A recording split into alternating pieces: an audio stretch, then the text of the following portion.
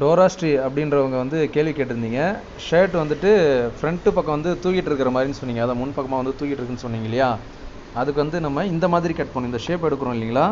இது வந்து 1.5 inch connect பண்ணுங்கள். இந்த மாதிரி 1.5 இன்ச் கனெக்ட் பண்ணி அழகாக இந்த மாதிரி ஷேப் எடுங்க. இந்த அளவுக்கு ஷார்ப்பாக ஷேப் எடுத்திங்கன்னா உங்களுக்கு வந்து இந்த முன்பக்கம் வந்து தூக்காமல் இருக்கும். அதே நேரத்தில் ஷோல்டர் கட் பண்ணுறதும் வந்துட்டு சரியாக வந்து கட் பண்ணணும்.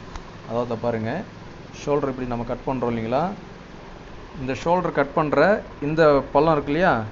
இந்த ரவுண்டு வந்து கரெக்டாக நீங்கள் எடுத்திங்கன்னா தான் உங்களுக்கு வந்து அந்த தூக்காமல் இருக்கிற பிரச்சனை வரும். அதாவது நெக் உட்காரும் பொழுது கரெக்டாக அதை பாருங்கள், கரெக்டாக உட்காரணும். இந்த மாதிரி ஷோல்டர் நம்ம இப்படி ஜாயின் பண்ணுறோன்னாக்கா இந்த காலர் கரெக்டாக உட்காந்தா தான் பேக்கும் ஃப்ரண்ட்டும் சரிசமமாக இருந்தால் தான் பின்னாடி தூக்காமல் இருக்கும். சரிங்களா? சில பேருக்கு முன்னாடி தூக்கலாக இருக்கும், பின்னாடியும் தூக்கலாக இருக்கும். கட்டிங் சரியில்லைன்னா அந்த மாதிரி இருக்கும். கட்டிங் இந்த மாதிரி சரியாக இருந்துச்சுன்னா உங்களுக்கு அந்த பிரச்சனை வராது. மெயினாக இந்த கிராஸும் இந்த ரவுண்டும்